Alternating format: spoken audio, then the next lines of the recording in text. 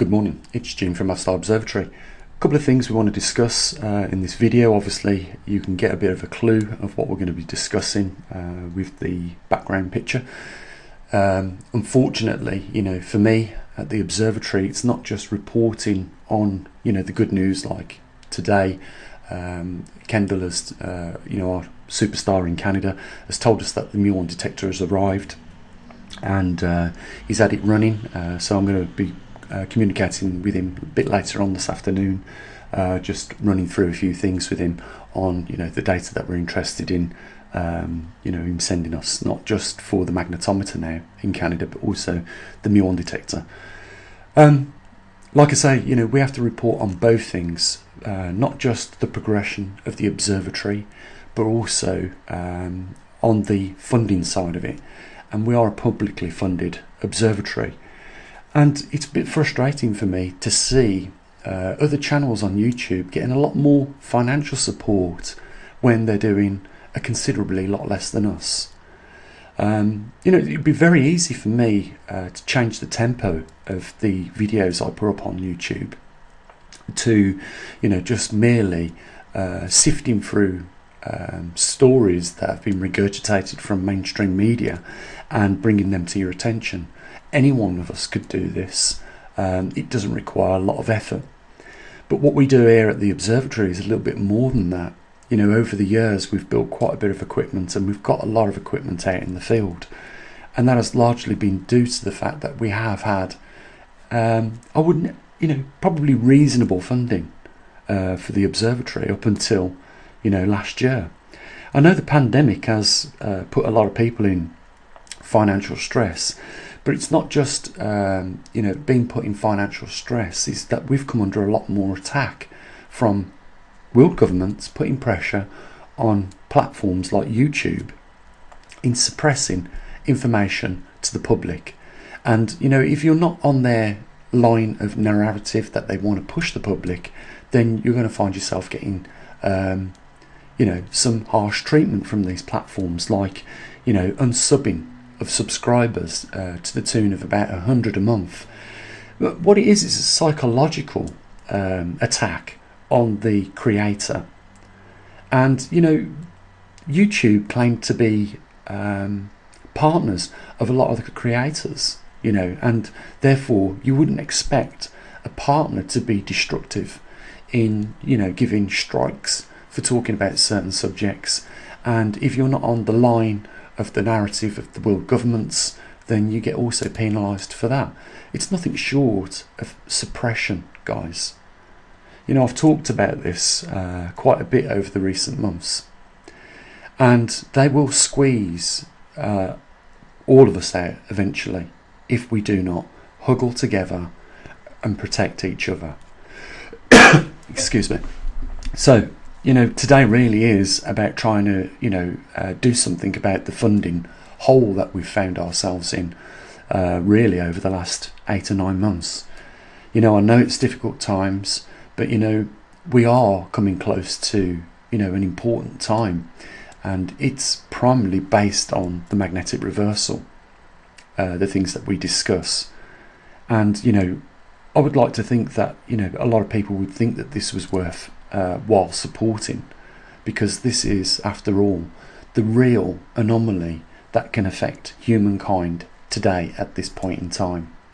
There isn't another anomaly which is actually taking place and affecting humanity as much as this.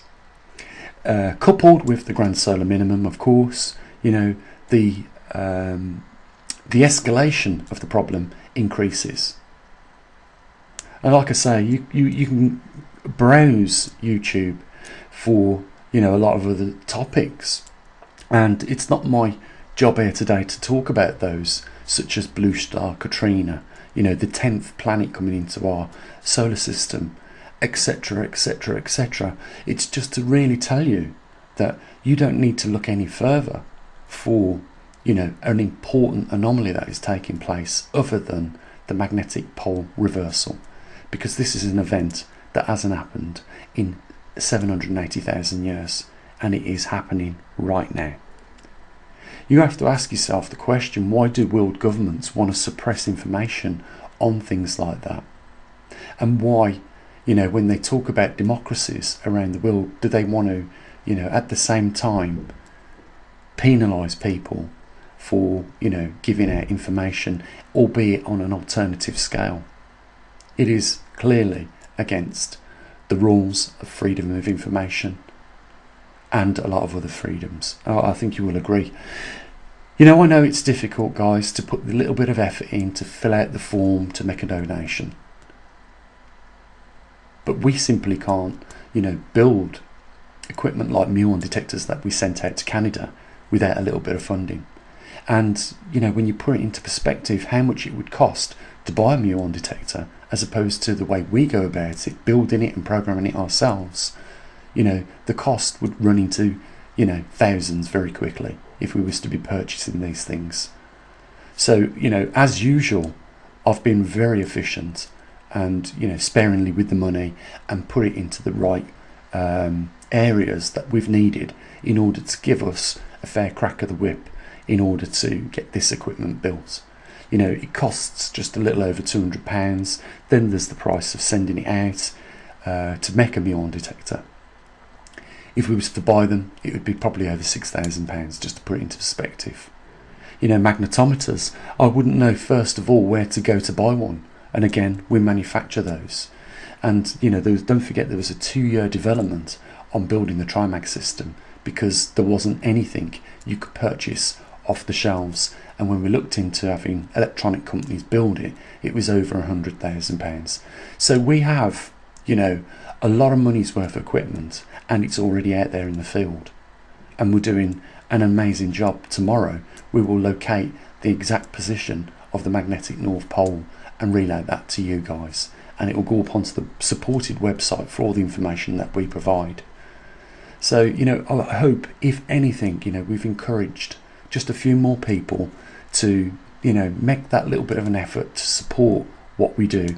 Like I say, I know it requires a bit of effort to put your name and address in, and get your credit card out or your debit card out, and just fill out that form. But it's equally important to keep this observatory going.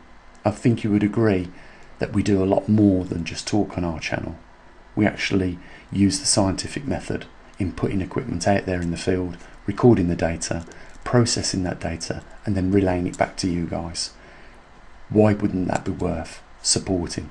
I say this all the time. This is very much your observatory, covering the most real topic of today, which implements and affects us all as a by-result of that anomaly that's taking place. We've seen it already. Effects to the jet stream, affecting crop productions around the world. We try and come up with solutions other than what these other websites are doing, in merely just saying grow your own food, because I don't think that that is the only solution. I think that there are other solutions, and we find ourselves in a climate where we are faced with a lot of trouble ahead, and this could rear its head in a little time period as just over 2 years now. I really would applaud people to get behind this observatory and start supporting it. Like I say, excuse me, it's not just about telling you guys that we've got equipment out in the field and that we're now collecting data from these new pieces of equipment that we've sent out. It is informing you of the health of the observatory financially. The only way we can keep it going and keep the work going, as we have done, is by keeping the funding going. It's as simple as that. Guys, I'm not going to take up much more of your time today. I know you've got loved ones, and you've got other priorities as well, but if I can just bring your attention to the link in the description and ask that you support the observatory, then there isn't really much other to say than what I usually do, and that is look after your loved ones, and as always, bye for now.